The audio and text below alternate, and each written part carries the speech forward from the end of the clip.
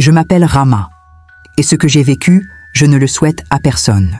Tout a commencé comme une histoire d'amour ordinaire. J'étais amoureuse. Vraiment. J'ai prié, j'ai patienté, j'ai espéré. Mais lui, il s'est éloigné, sans explication. Du jour au lendemain, plus rien.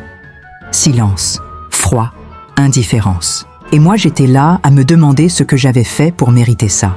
Je pleurais tous les soirs, le cœur en miettes, jusqu'au jour où quelqu'un m'a proposé une solution.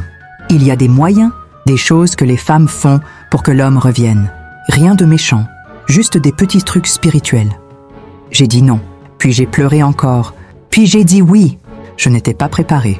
Une pièce sombre, des paroles que je ne comprenais pas, des objets à enterrer, d'autres à brûler. On m'a fait répéter des choses. J'avais peur, mais j'étais obsédée par l'idée de le retrouver. Alors j'ai fermé les yeux, j'ai trahi ma foi, et j'ai lancé quelque chose que je ne pouvais plus contrôler. Il est revenu, mais pas comme avant. Il était nerveux, il avait les yeux vides, il me regardait comme s'il ne me reconnaissait pas. Il ne dormait plus, moi non plus.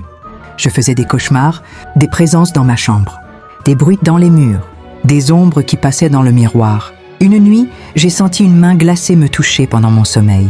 Il n'y avait personne. J'ai crié, j'ai pleuré, mais c'était trop tard. J'avais ouvert une porte, ma santé a commencé à se dégrader. J'étais tout le temps malade, fatiguée, irritée.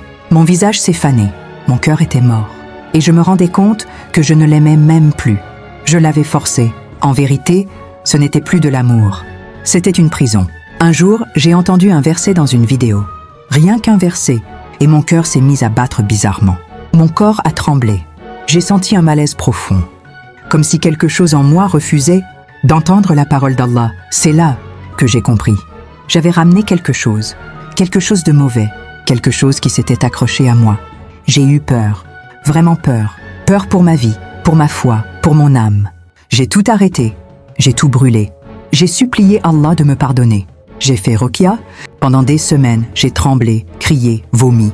J'ai combattu un mal que je ne voyais pas. J'ai crié son nom jusqu'à retrouver un peu de lumière. Aujourd'hui, je te parle avec des larmes dans les yeux. Parce que je sais à quel point c'est facile de tomber. Tu souffres? Tu veux qu'il revienne? Tu veux qu'on t'aime? Mais à quel prix? Ne vends pas ton âme pour un amour qui n'est pas écrit. Ne touche jamais à ce monde-là. Il te volera tout. Ton sourire, ton sommeil, ton lien avec Allah. Et parfois même, ta vie.